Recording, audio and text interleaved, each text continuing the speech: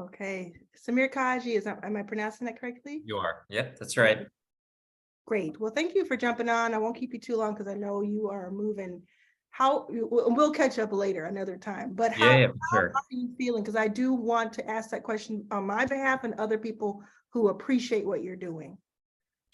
I mean, it's been a tough week, obviously, with everything that's happened. I mean, 3 bank failures in a week, and one that I used to work at for a long time was really tough. And my wife works at SVB. I think I mentioned it on Twitter. So it's been really tough. I think that, I mean, the biggest worry I have right now is like mass contagion to all these regional banks, and what does the banking world look like in the future if everything gets concentrated into like these big bulge bracket banks, which not really great, because you want these regional banks that can actually service startups and founders and all that much better. So I feel a little bit better right now than I did probably 24 hours ago. And I certainly feel better than I did on Friday. And, this morning was a little bit iffy, right? With the, the cratering stock prices, but I feel like a little bit of stability is starting to come back.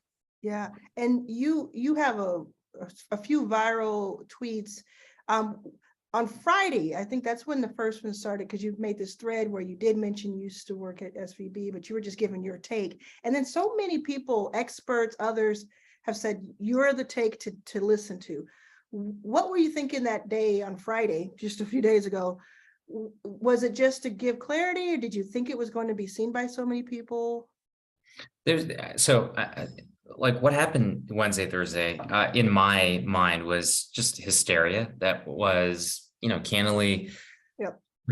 pretty irrational. And it actually, created this hysteria event that I don't know if people understand the downstream effects of doing it. So I was just reading so much misinformation, like people that purported to know how the banking system worked, talking about things that just really didn't make any sense.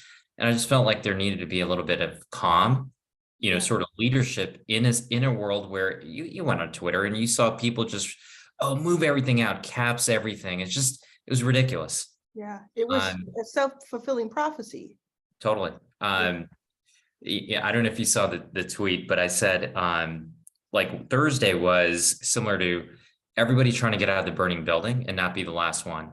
Yeah. But there was no real burning building at the time. It was like the candle was on the ground, and on the way out, somebody trips over it and actually sets the house on fire. That's what it felt like. And so, yeah, I mean, it was really tough to watch, to see all of a sudden all these emails that I was getting from people move, and it was like, move out of SVB, move out of, well, had that bank run not happened, SVB would still be around. Yeah, 100%. They were solvent. They said they had enough money. They couldn't speak too much about it because they're in the middle of a transaction. Legally, you can't speak about it. Right. Do you think that anybody did this on purpose? Do you think anybody added to the FUD, as they call it? Yeah, I hope not. Like I'm not a big conspiracy theorist, but I don't know. I mean, there were certain people that said things and you wonder, and there was a lot of shorts on SVB. And so like, were there people that benefited from SVB going down the way it did? I mean, it's, I don't want to rule anything out.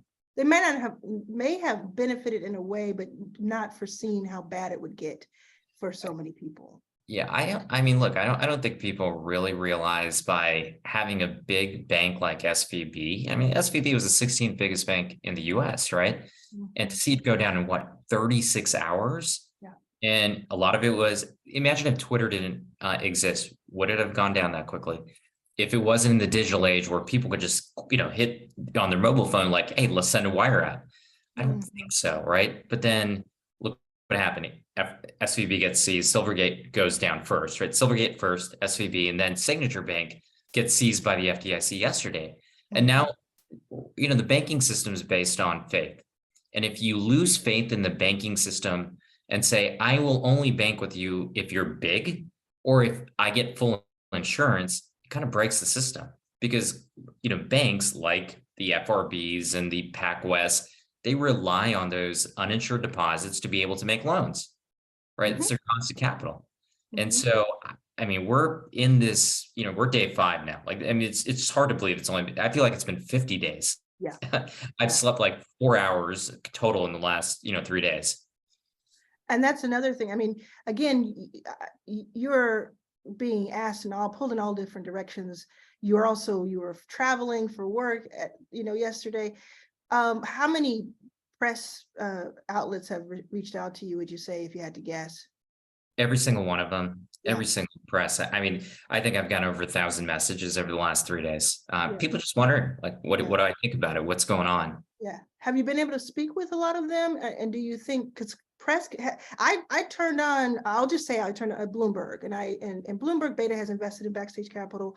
I turned Yeah. on Bloomberg, and I don't think they're the only ones, though. I think if I turned on MSNBC or anybody else, they would have done the same. Today, Monday afternoon, I felt like there was a lot of panic being continued on that. And I thought, oh my goodness, there needs to be like a real clamp down on this, because what is the concern? If that yeah, keeps the concern that everybody is worried about is like, the loss in the faith in the banking system itself is going to spread to all these regional banks. And then you basically have a two-tier banking system, which is all the big ones, and then all the small ones that don't cater to mid-sized businesses, right? And if, all these regional banks go out of business, like, what happens to the economy, right? I mean, regional banks are one of the biggest pieces of servicing small to medium businesses, right? And if they go away, who's going to fill the loans? Who's going to service? I mean, this would be really, really bad. And so, I think what sparked it, like on Friday, you saw, somebody showing a screenshot of like people lining out an FRB Brentwood office, and it's like pulling out deposits and bank runs. And because it happened so quickly and people are so alarmist in nature, that it started to get bigger and bigger and bigger. And remember, the premise of the initial few people that, created the bank run was probably irrational, but the more people that do it, prisoner's dilemma, and it becomes rational. Yeah. And people started saying, oh, well, I should move it out of this bank and move this bank. And you've seen this, right? Like you've been part of the Twitterverse, you've seen the emails. And I think everyone is worried, like, hey, does this create this contagion that takes down the banking system? I've been doing my very best the past 72 hours to push people back and squash some of that.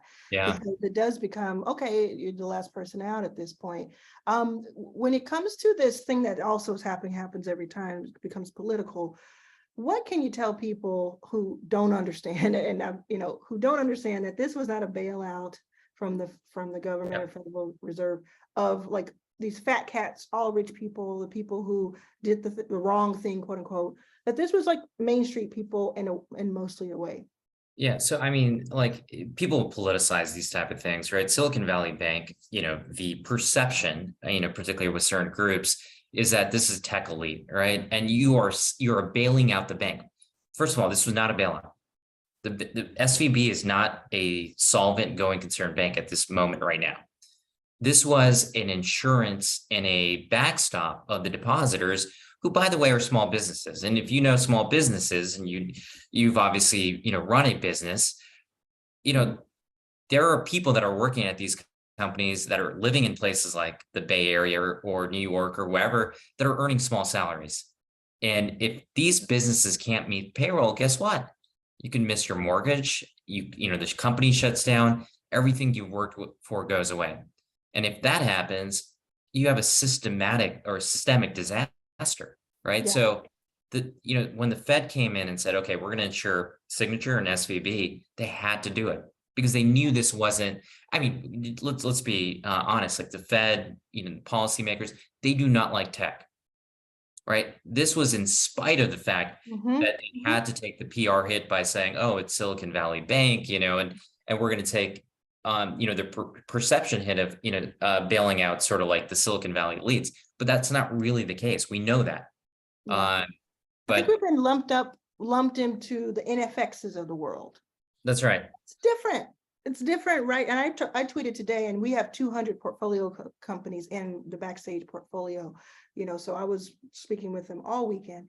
But I tweeted today, there's a difference between some random one person, 2 people, 10 people who make millions of dollars a year and should know better, and the people who have payroll.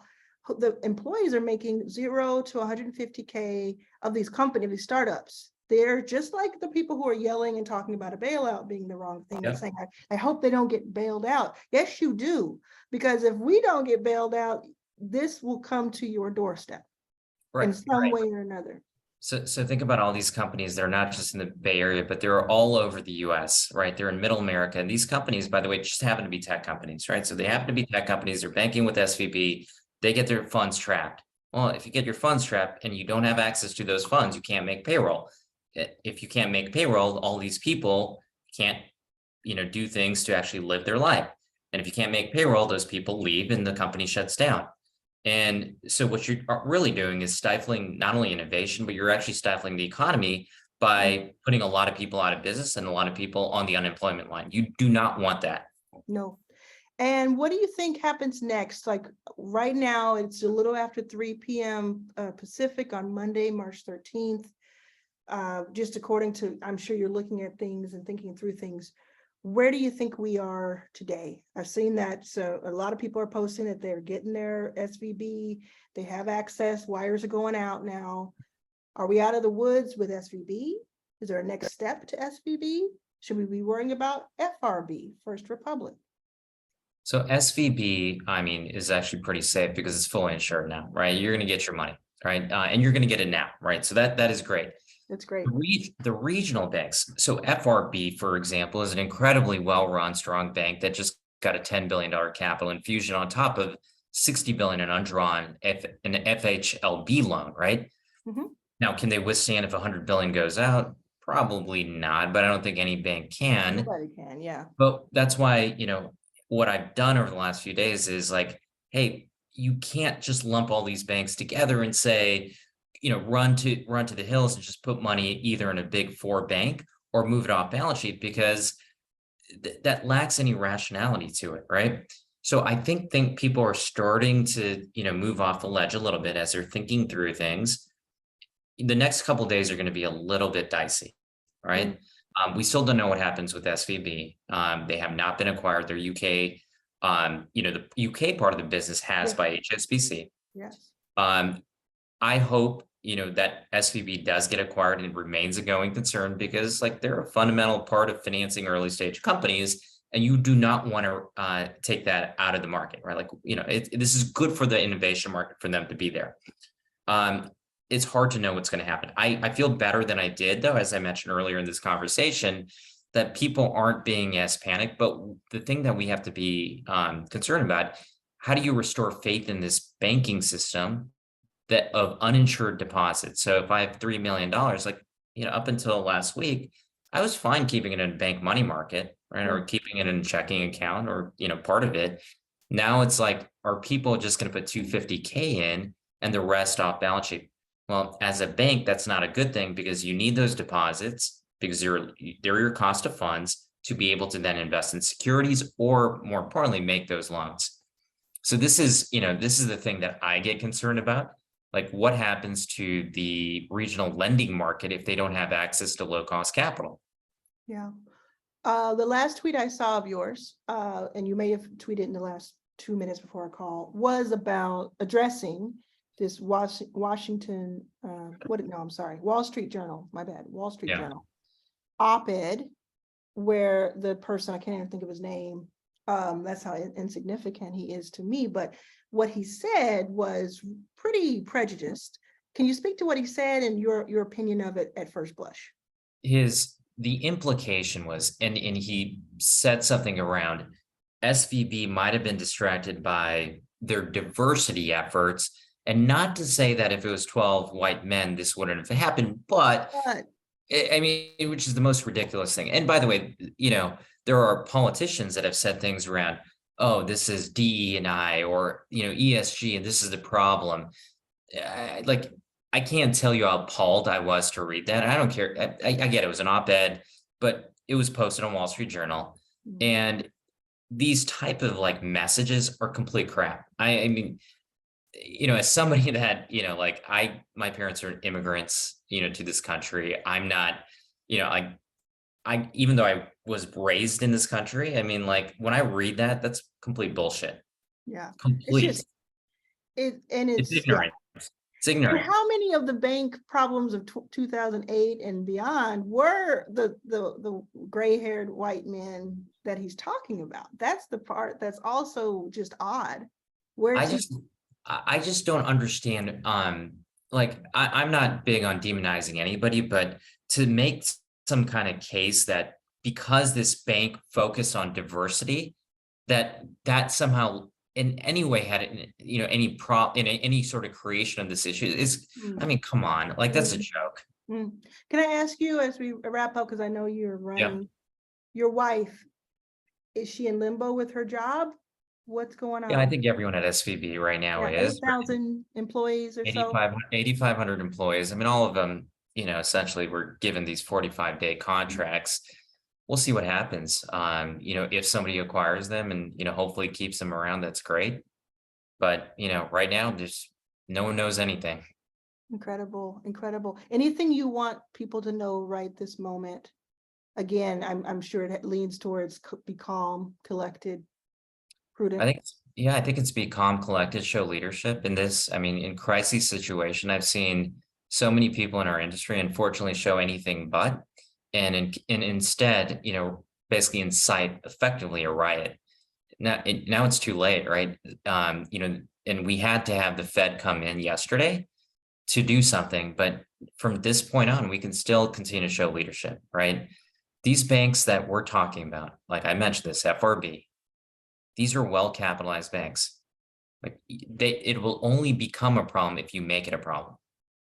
Don't start no mess, won't be no mess. That's right. In That's other what it words. is. Yeah. Thank you so much. I Yeah. appreciate this. Thanks for helping me put this together. We're going to post this immediately. All right. Great seeing you. Thanks. Bye. Bye.